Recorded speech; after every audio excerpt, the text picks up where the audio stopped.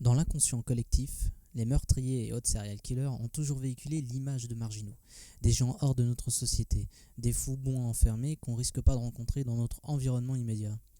C'est en partie parce que, de par leur action, on ne voudrait pas penser qu'ils sont issus de nos milieux. Et pourtant, la plupart du temps, ce sont des gens comme vous et moi. Ils ont un travail, une famille et des centres d'intérêt.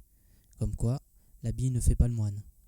Voici 3 cas célèbres de personnes qui ont l'air normaux et qui pourtant ont commis d'horribles crimes.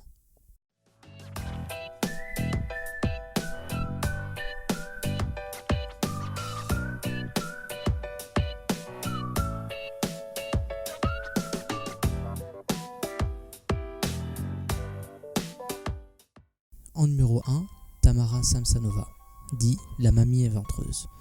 Elle est notamment connue pour avoir commis une douzaine de meurtres sur une période de 20 ans. C'est grâce à une vidéo qu'elle fut arrêtée en juillet 2015. Elle y était habillée d'une combinaison blanche transportant le corps d'une femme qui sera retrouvée plus tard complètement démembrée.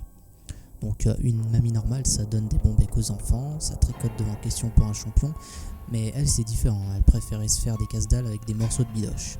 En tout cas, c'est suite à la fouille de son domicile que les policiers ont retrouvé un journal intime, pour le moins macabre, qui relatait les différents crimes qu'elle avait perpétrés. Et c'est comme ça qu'on découvrait aussi qu'elle consommait certaines parties de ses victimes, et qu'elle a une préférence pour les poumons. En numéro 2, Ted Bundy, ou le tueur de collégiennes. Étudiant brillant en psychologie, c'était une personne qui avait l'air soignée et qui avait un physique avantageux. Et pourtant, il s'agissait bien d'un meurtrier, d'un violeur nécrophile en plus.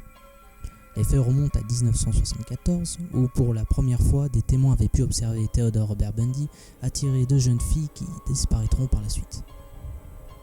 Fils illégitime d'une secrétaire, il naquit dans un foyer pour femmes célibataires et ne connut jamais son père.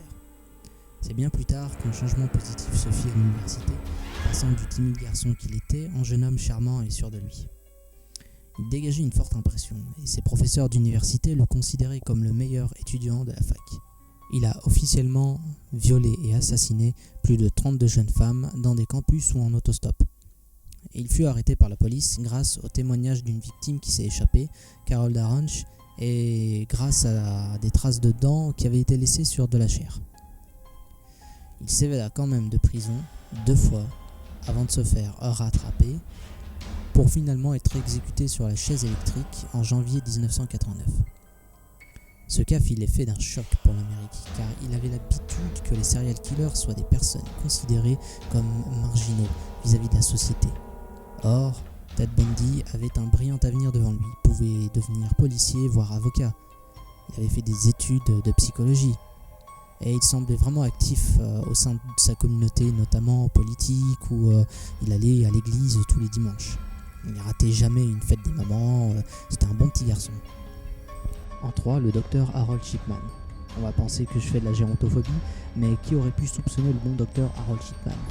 Il était aimé de ses patients et il inspirait confiance avec son allure de papy bienveillant.